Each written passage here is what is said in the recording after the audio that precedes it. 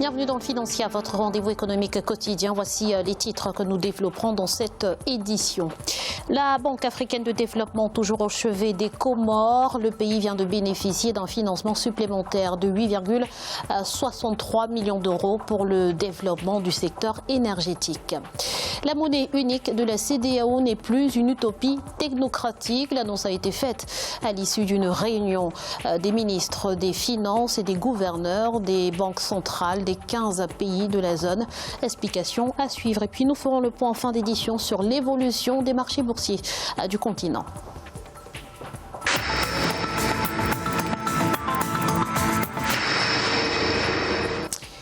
Les Comores vont pouvoir poursuivre les réformes engagées dans le secteur de l'énergie depuis près de 5 ans. Le pays vient en effet de bénéficier d'un financement supplémentaire de la part de la Banque africaine de développement, un financement d'un montant de 8,63 millions d'euros. Les détails avec Aïssatou Bari. La Banque africaine de développement a octroyé un financement supplémentaire de 8,63 millions d'euros aux Comores pour le développement du secteur énergétique. Ce financement permettra d'augmenter la capacité de production énergétique, la réduction du niveau des pertes techniques et commerciales et le renforcement des capacités du secteur. Nous voulons saluer les efforts déployés par la Banque pour le développement de notre pays. Ce financement pour le secteur de l'énergie permettra à notre pays de résoudre les difficultés connues en la matière. Selon la BAD, en 2015, on estimait le taux de perte à environ 40%, une insuffisance de l'offre qui occasionne des délestages récurrents, environ 5 heures tous les 4 jours dans les zones rurales et entre 8 et 12 heures par jour à la Grande Comore et environ 10 heures par jour à Anjouan. Je rappelle que les 8 millions d'euros dont on parle actuellement ne viennent qu'à la suite d'autres financements. Cet argent qu'on leur apporte est l'investissement supplémentaire normal dans le cadre d'un programme. C'est que les Comores font véritablement face à un défi d'électricité. Il est très difficile pour une économie de se déployer lorsqu'il n'y a pas d'électricité. Cet appui s'inscrit dans le cadre des priorités fixées par la BAD envers les Comores à travers le nouveau pacte pour l'énergie en Afrique et de la stratégie de croissance accélérée et de développement des Comores pour la période 2018-2021. Pour 2019, l'institution prévoit d'apporter une aide financière, dont l'un sur le secteur routier et un autre pour l'appui à l'administration générale du pays. Voilà qui vient mettre fin aux spéculations. Le Nigeria n'envisage pas d'émettre un eurobond pour financer son budget 2019. L'annonce a été faite ce 18 juin par la directrice générale de l'Office national de la gestion de la dette. Le gouvernement a en effet annoncé son intention de limiter l'émission d'euro-obligations et de recourir aux emprunts concessionnels à long terme auprès de grandes institutions financières pour financer le budget de 2019. Le montant des emprunts extérieurs destiné à celui-ci a d'ailleurs été fixé à 802 milliards de naira. Les ressortissants de l'espace CEDEAO pourraient bientôt payer avec une monnaie unique. Les ministres des Finances et les gouverneurs des banques centrales des pays de la région réunis ces 17 et 18 juin à Abidjan maintiennent l'échéance de 2020. Sera-t-elle respectée cette fois-ci? Eh bien, les observateurs semblent plutôt optimistes. Reportage de notre correspondant en Côte d'Ivoire, Olivier Conan.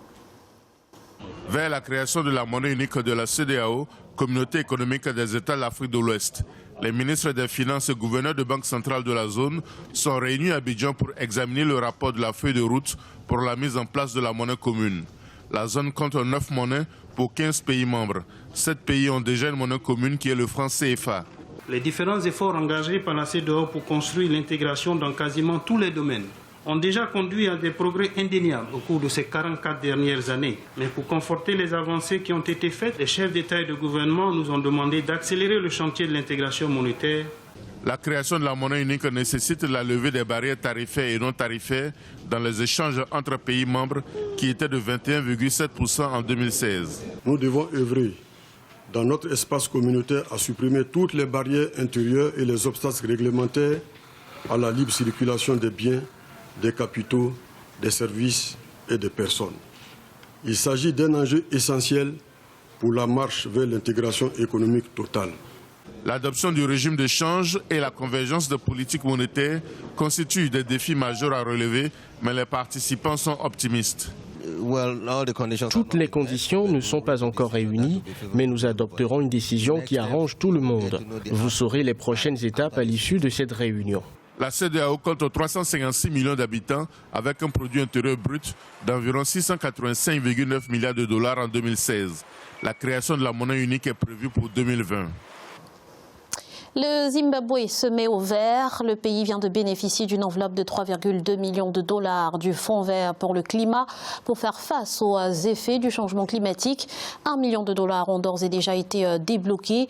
Plus concrètement, le financement permettra d'assister le Zimbabwe dans la planification de son adaptation aux effets du réchauffement climatique et notamment dans la mise en place d'une autorité nationale compétente qui sera accréditée auprès du Fonds vert. Notons que le GCF a pour objectif de mobiliser d'ici 2020 100 milliards de dollars auprès des pays industrialisés pour lutter contre le changement climatique dans les pays les moins avancés. Jusqu'à présent, seuls 10,3 milliards de dollars ont pu être collectés. Les voyants économiques sont au vert. En Ouganda, la Banque centrale prévoit une croissance de 6,3% pour l'exercice 2019-2020 contre 6,1% au cours de l'exercice 2018-2019. Une prévision à prendre avec précaution en raison des conditions météorologiques défavorables, des retards dans l'exécution de projets d'infrastructure ainsi qu'une escalade des tensions commerciales à l'échelle mondiale. On écoute tout de même Emmanuel Tumusilime Mutebile, gouverneur de Bank of Uganda, qui nous annonce quelques prévisions. Les indicateurs de l'activité économique réelle et ceux de la confiance des entreprises et des consommateurs indiquent que les perspectives de croissance économique sont favorables à court terme. Il est à présent l'heure de faire un point sur l'évolution des marchés boursiers africains à la mi-journée. En Afrique australe et dans l'océan Indien, les marchés boursiers de l'île Maurice ont enregistré une hausse de 0,03%. La bourse de Johannesburg a gagné 0,75%. L'indice de Nairobi a enregistré une légère hausse de 0,02%. Et la bourse du Botswana a clôturé au rouge avec une baisse de 0,03%. En Afrique de l'Ouest et centrale, la BRVM d'Abidjan a enregistré une chute de 0,84%. L'indice nigérian perdait 0,15% et la bourse du Ghana a enregistré une baisse de 0,30%. En Afrique du Nord, l'indice marocain a enregistré une hausse de 1,62%. La bourse égyptienne perdait 0,50% et les marchés boursiers de Tunis ont enregistré une baisse de 0,01%. C'est à présent la fin de ce Financial. Nous vous remercions pour votre fidélité. On se retrouve très vite pour un nouveau rendez-vous de l'économie sur Africa 24.